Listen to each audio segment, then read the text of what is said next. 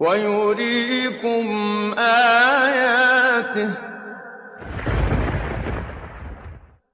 فأي آيات الله تنكرون.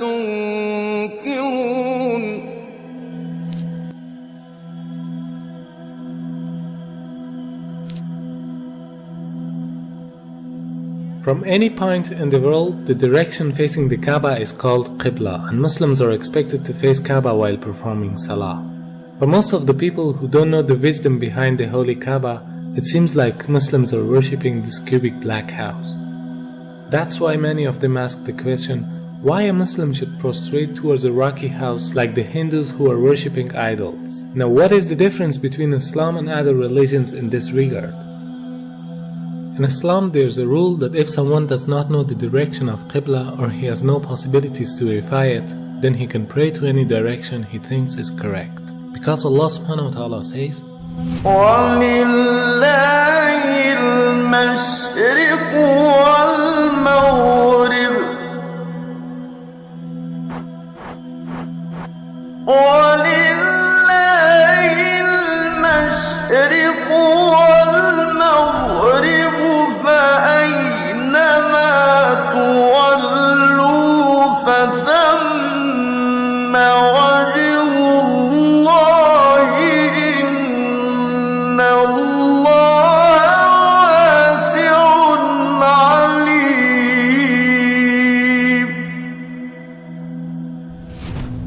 From this verse we can understand that the meaning of prostrating towards Kaaba is only to be united. Otherwise, everywhere is belonging to Allah subhanahu wa ta'ala. No Muslim ever worships the Kaaba when you offer Salah. Kaaba is the Qibla, it is a direction. We Muslims, we believe in unity. Now when we offer Salah, suppose you want to offer Salah here. Some will say, let's face north, some will say south, some will say east, some will say west. For unity, Allah says in the Quran, Surah Baqarah, that wherever you are, face towards the Kaaba. So Kaaba is the Qibla, it is the direction. So we are facing in that direction, but no one worships the Kaaba.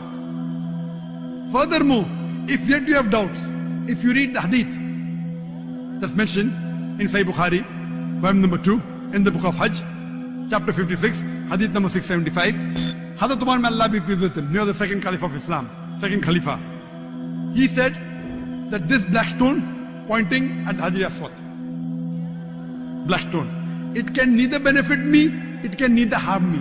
Just because my Prophet kissed it, I am kissing it. This statement that this black stone can neither harm anyone nor benefit anyone is sufficient to prove that the Muslims don't worship the Kaaba. Furthermore, at the time of the Prophet, there were Sahabas, there were companions of the Prophet who stood on the Kaaba and gave the azan. No idol worshipper will ever stand on the Kaaba and give the azan, proving that no Muslim ever worships the Kaaba. It's only the Qibla, it's a direction. Not only Salah towards the Kaaba, rather the circumambulation is also a sign of unity. If you look to the creation, from the tiny world of quantum to the huge celestial bodies in the universe, from the very atom to the biggest stars and planets, they are all rotating and circumambulating around a certain axis in a counterclockwise direction. And this is exactly what the Muslims are doing around the Kaaba. So in Islam, it's an act of worship. It means in nature everything is worshipping the Almighty Creator, but not the body which is in the center of the circumambulation. This represents the unity in the whole creation. Beside the logical fact, there is a scientific reasoning about the Kaaba. When a person puts his head on the ground towards the Kaaba, the harmful charges would be released out of his body in a perfect manner, and it causes the body to balance its energy system. To know how it works, first you should know about the concept of the golden ratio.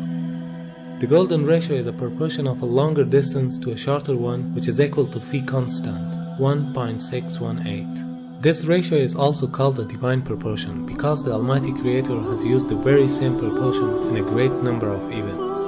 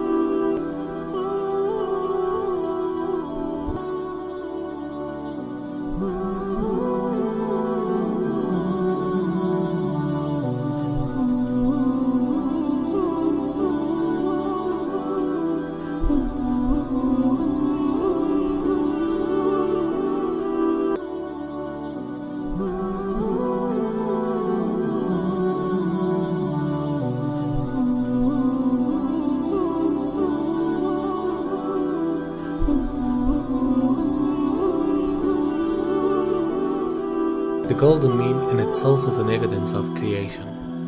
If we apply this ratio on Earth, we'll find out that the golden point of the globe is the city of Mecca, whereas the golden point of Mecca is holy Kaaba. So because it's the golden point of the globe, it is the strongest energetic field on Earth. فالمركزية جاءت واخد بالك في الاتجاه العلمي، بمعنى ايه؟ ان هم لما طلعوا في الفضاء وصوروا فلقوا الارض كرة معلقة ومظلمة، ولذلك حتى الراجل قال ايه؟ اجدها كرة مظلمة معلقة، من الذي علقها؟ هو يريد هو أرمسترونج. وكان كأنه يريد أن يقول بلسان الحال لا بلسان المقال الله الذي علقها. ووجدوا فيها شعاع يخرج من الأرض. كتبوه في الشبكة العنكبوتية في الإنترنت وخلوه على مدى 21 يوم ثم أخفوه. أخفوه لماذا؟ يعني الأمور تتبع يعني مقاصدها يعني إخفاؤه دعنا نقول إنه له دلالة مثلا، له دلالة كبيرة جدا. لسبب لأن هذا البيت العتيق، يعني هم لما جم ولقوا فيها شعاع، لما لقوا هذا الشعاع ابتدوا يركزوا الصورة فوجدوا إنه خارج من مكة، وبالتركيز وجدوا إنه خارج من الكعبة. For understanding how the golden mean provides an energetic field, you can take the example of the galaxies or planets, which emits the energy from the center point to the outer edges, just like a nuclear which balances the energy system with the electrons which are rotating around it. It means they are taking the negative energies and giving the positive energies for a balancing purpose. وبالتالي عندما تطوف أنت تشحن. معلش سبحان الله. أيوة هذه حقيقة. Now the investigations show that every day our body collects electromagnetic charges from its surrounding which are harmful for us. And these charges concentrate to the forehead, meaning the frontal lobe of the brain, which causes depression, headache, laziness, mental pressure, and even more dangerous problems. This forehead part of the brain is known as the frontal chakra, throughout which the body takes positive and negative energy. It is observed that these harmful charges can be released by putting our head down on the ground. But for a better result, we should put the frontal chakra of our body in a direction towards the strongest energetic field of the earth, meaning the Kaaba. Dr. Andrew Newsberg studied the brainwave activity during the prayer. He found some direct impact on several brain locations. The benefits of prayer are incredible. Regular daily prayer helps the frontal lobe from shrinking with age, which is the part of the brain that regulates our speaking, reading, and memory. Therefore, this helps to prevent memory loss in old ages. A perfect form of meditation which brings us to a state of tranquility. وهناك بحث أن صخور مكة البازلتية السوداء هي أقدم الصخور الموجودة في العالم. هذا كلام حقيقي. أقدم الصخور. أيوة. وهذا أثبت علميا. أثبت علميا وبحث منشور، وليس أخذوا يعني صخور بازلتية من مكة وشافوا المناطق اللي بتتكون هنا. الأمر إنه المتحف البريطاني فيه 3 شرايح من الحجر الأسود، وقالوا هذا الحجر ليس من صخور المجموعة الشمسية. The latitude of the coordinates of Kaaba is 21 degrees and 25 minutes. The first verse that describes Kaaba is the verse 225. Could this mathematic harmony be a simple coincidence? The possibility of numbers depicted in the Quran with order number 114 rising until verse 286, which describe the Kaaba for the first time, has a chance of 1 in 100,000 for them to appear next to each other. Surah 2, verse 125. The part of the coordinates after the comma can be described in the form of minutes, as well as in ratios of percentages. In order to handle the upcoming objections, when we look at the coordinates of Kaaba by changing them to percentage ratios, we come across the following verse. Surah 2, verse 142. Hence, no matter how we look at it, there is a sign in the verses that point to Kaaba and this could only be possible with the wisdom of God. Although there are scientific facts behind every command of Allah subhanahu wa ta'ala, but the Muslims should obey them without any reasoning.